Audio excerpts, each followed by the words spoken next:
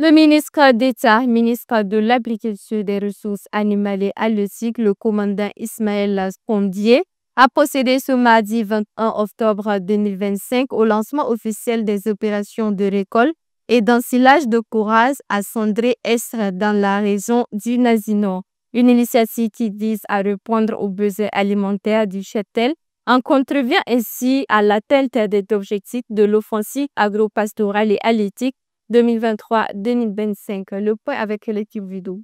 Sur cette superficie de plus de 300 hectares sont enclavées diverses espèces fourragères comme le brachyaria, l'anthropocon, le maralfalfa, ainsi que des cultures associées comme le niébé et le mil.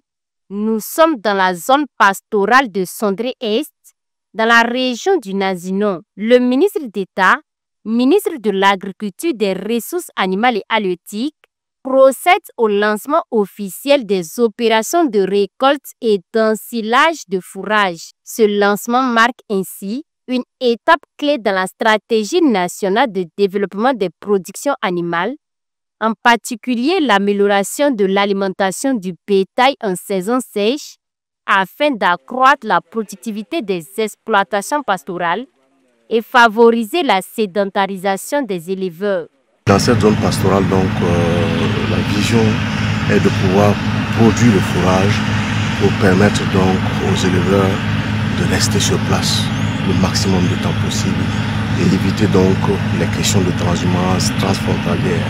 Parce que vous le savez, la question de l'alimentation du bétail est un facteur essentiel en matière d'élevage et cette opération de production fourragère sur les 300 hectares au niveau de la zone pastorale est une réponse donc à cette problématique pour disponibiliser un fourrage de qualité qui va permettre donc d'alimenter les animaux plus longtemps, c'est-à-dire les maintenir plus longtemps également sur le territoire national.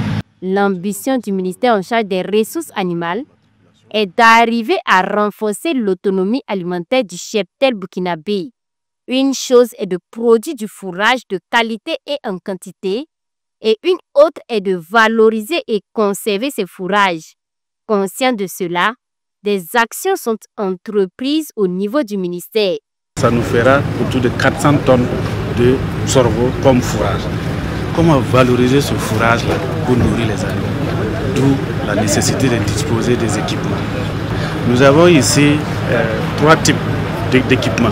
Il y a les faucheuses qui fauchent le fourrage directement au champ, qui sera transporté à l'atelier d'ensilage ici. Il y a le broyeur qui est derrière vous, sa capacité c'est 10 tonnes à l'heure, dès que la matière fraîche est là. L'emballeur vous fait autour de 50 balles de 100 kg l'heure. Donc vous pouvez faire énormément de stock avec ça dès les récoltes. L'ensilage, c'est une technique de conservation de fourrage sous forme humide. C'est une fermentation anaérobique qui est faite. Et ce fourrage est très bien pour les vaches laitières et les animaux de grande valeur. Vous pouvez conserver ce fourrage pendant 18 mois et même plus. Faut-il le rappeler, ce sont plus de 165 000 tonnes de fourrage qui devront être produits au cours de cette campagne humide de production fourragère 2025-2026 sur l'ensemble des sites maras. Quant aux éleveurs de Sondré-Est, eux se réjouissent de cette belle initiative du gouvernement qui vient les soulager et les éviter les transhumances dans d'autres pays.